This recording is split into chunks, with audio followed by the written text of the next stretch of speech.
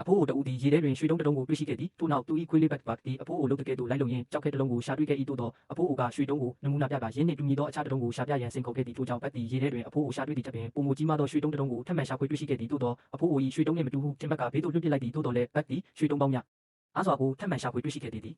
သူသည်တခင်ဖြစ်သူ၏ချီးမွမ်းစကားကိုစောင့်မျှော်နေစဉ်အဖြူရောင်ပုံရိပ်တစ်ခုပေါ်ထွက်လာခဲ့၏ဘတ်သည်ထိုအနှံ့ကိုစူးစူးဆိုင်ဆိုင်ရရှိခဲ့ပြီးမိမိ၏အမျိုးအနွယ်ဟုထင်မှတ်ခဲ့သည်ထိုအချိန်တွင်အဖိုးအိုသည်ဘတ်၏စိတ်ဆန္ဒကိုရိပ်မိသွားခဲ့သည်သူသည်ဘတ်ကိုမတားဆီးခဲ့ဘဲမမောင်မီအိမ်ပြန်လာရန်သာမှာကြားခဲ့သည်ဘတ်သည်စိတ်လှုပ်ရှားစွာဖြင့်တောင်ကုန်းကိုဖျက်ပြေးသွားပြီးအဖြူရောင်ပုံရိပ်နောက်သို့အမိလိုက်ခဲ့သည်သို့သောဝက်ဝံညိုတစ်ကောင်ပေါ်လာသဖြင့်ဘတ်၏ခရီးစဉ်ခေတ္တရပ်တန့်သွားခဲ့၏ဝက်ဝံညိုကိုမမြင်ဘူးသဖြင့်ဘတ်ပြေးခဲ့ရတော့လေကံကောင်းစွာဖြင့်ဝက်ဝံညိုကဘတ်ကိုရန်မရှာခဲ့ပေထိုသို့ကြံ့ကြာသွားသည့်အတွက်ဘတ်လမ်းပြောက်သွားခဲ့သည်စိတ်ပြက်လက်ပြက်ဖြစ်နေစဉ်မှာပင်ဘတ်၏ရှေ့တွင်အဖြူရောင်တစ်တော်မြေခွေးမလေးတစ်ကောင်ပေါ်လာခဲ့သည်ပထမဆုံးအချင်းနှင့်တွေ့ဆုံလိုက်ရတဲ့ကဲ့သို့ဘတ်သည်ရှက်ရွံ့လုံး၍မလှုပ်ရှားရဲအောင်ဖြစ်သွားခဲ့၏သူကလက်ကမ်းလိုက်သောအခါမိခိုးရောင်ဝံမလေးကညှင်းပယ်ခဲ့သည်ထွက်ခွာသွားသောပုံရိပ်ကိုကြည့်ရင်ဘတ်သည်အထီးကျန်မှုကိုခံစားလိုက်ရသည်အမျိုးအနွယ်မတူညီသည့်ကွာခြားချက်ကိုကြော်ဖြတ်ရန်ခက်ခဲလာပေသည်ထိုအချိန်မှစ၍ဘတ်သည်နေရောညပါအစားတောက်ပြတ်ခဲ့ရ၏အဖြူရောင်ဝံမလေးသည်သူ၏အသေးနှလုံးထဲတွင်မေ့ဖြောက်မရနိုင်သောအမတ်တရားကိုခြံထားရခဲ့သည်ဘတ်သည်အမြဲတမ်းအိမ်နှင့်ဝေးကွာနေခဲ့ပြီးဘတ်ကအဝေးမှနေ၍ဝံမလေး၏လှုပ်ရှားမှုတိုင်းကိုတန်းတန်းဆွဲခိုးကြည့်နေသဖြင့်အဖိုးကိုလည်းဘာမှမတတ်နိုင်ခဲ့ပေသို့သောသူ၏ရှိနေမှုကိုဝံမလေးကအမြဲတမ်းရိပ်မိနေခဲ့သည်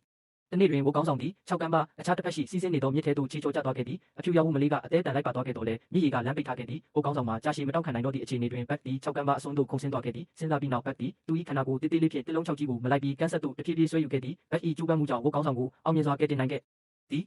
မောကန်းနွမ်းနယ်စွာမြေပြင်ပေါ်တွင်လဲကျနေသောဘတ်ကိုကြည့်ရင်အဖြူရောင်ဝံမလေးသည်ဘတ်အပေါ်ထားရှိသောအယူအဆကိုလုံးဝပြောင်းလဲသွားခဲ့ပြီးဝိုးအုပ်စုကလည်းဘတ်ကိုလက်ခံလိုက်ကြသည်ထိုအချိန်မှစ၍သူတို့သည်အမြဲတမ်းအတူတကွအမိလိုက်ကြပြီးဘတ်သည်လည်းအိမ်တို့သားကောင်များမကြာခဏယူဆောင်လာပေးခဲ့သဖြင့်အဖိုးအိုပင်အံ့အားသင့်ခဲ့ရသည့်အချိန်ကြာလာသည်နှင့်အမျှဘတ်သည်ဤဘဝတွင်တဖြည်းဖြည်းအသားကျလာခဲ့သည်အမှန်တော့သူသည်တစ်တော်ကြီးထဲတွင်နေထိုင်ရမည်သူဖြစ်ကောင်းဖြစ်နိုင်သည်သူ၏လွတ်လပ်မှုကိုချစ်မြတ်တန်ဖိုးသောတဘာဝသည်အတားအဆီးမရှိခဲ့ပေဤခရီးစဉ်သည်ဘတ်ကိုသူ၏ကံကြမ္မာထံသို့ဦးတည်ခေါ်ဆောင်သွားပုံရသည်အဖိုးအိုသည်ဘတ်ပါဖြစ်ခဲ့သည်ကိုမသိတော့လဲအိမ်တကားဝတွင်ဘတ်ပြန်လာကိုစောင့်ဆိုင်နေခဲ့သည်ဘတ်အိမ်သို့နောက်ကျမှပြန်လာသည့်အတွက်အဖိုးအိုအလွန်ဒေါသထွက်ခဲ့တော့လဲဘတ်ကိုမြင်လိုက်ရသောအခါပြစ်တင်မောင်းမဲခြင်းကိုဆွန့်လွတ်လိုက်သည်တနေ့တွင်အဖိုးအိုသည်အဖြူရောင်ဝံမလေးကိုတွေ့ရှိသွားသောအခါအရာအလုံးကိုနားလည်သွားခဲ့သည်ထို့ကြောင့်ဘတ်ကိုတားဆီးခြင်းမပြုတော့ဘဲစစ်မှန်သောအချစ်ကိုရှာဖွေရန်ဆေလွတ်ပေးခဲ့သည်ဘတ်သည်ဤနေရာတွင်သူ၏စစ်မှန်သောအိမ်ကိုတွေ့ရှိသွားပြီဖြစ်ကြောင်း